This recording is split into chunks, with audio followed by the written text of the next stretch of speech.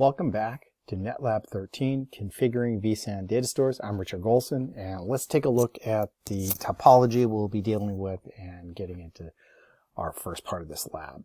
So you can see in this topology, it's the usual, except for one thing that's kind of interesting here. We have a third ESXi host that's been added into the topology. So we're going to be adding that host to the data store so that we have our required minimum of 3 ESXi hosts to create our vSAN data store.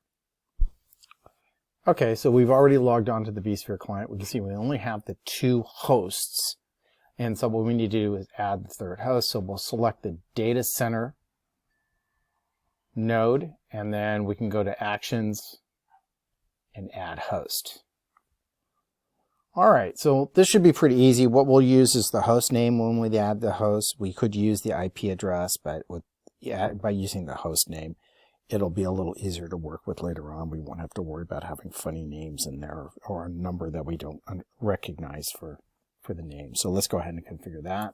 So ESXi-03, always a good idea to make the naming very consistent.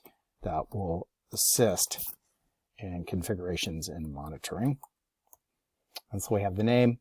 We'll click the next button. We need to now input the root account credentials for that ESXi host.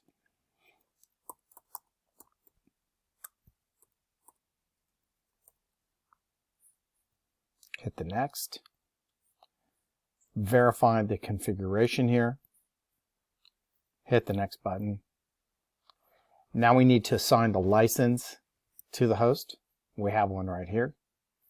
Assigning the license makes this easier on the configuration later. Hit the next button. Lockdown mode. In production, we'd probably select either normal or strict, but because we're in a lab environment, we can go ahead and leave it on disabled, and that way if we need to get in there and configure things, and then we can always come back around and lock it down. We'll hit the next button here. And then we'll leave the VM location at the data center level.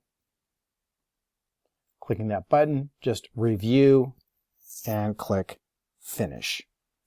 And we should see at the bottom that that data store was, or that host has been added. We can also see it in the list here. All right.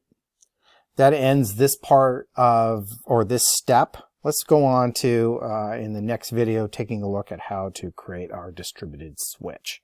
I'll see you then.